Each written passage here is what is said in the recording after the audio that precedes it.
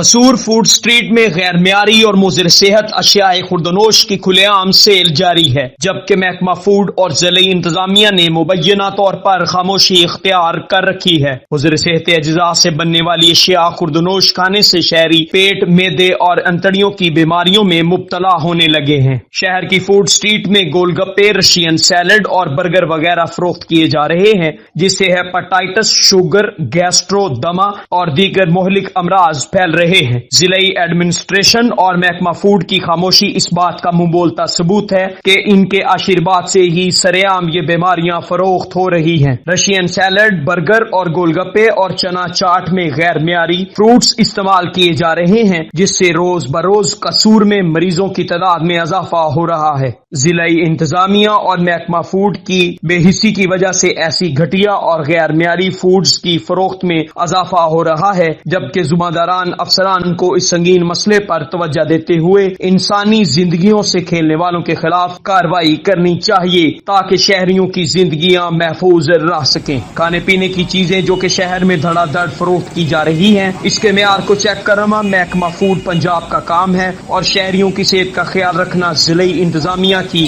ذمہ داری ہے۔ کیمرہ ٹیم کے ساتھ ملک عمران یونس، بڑی خبر، قصور۔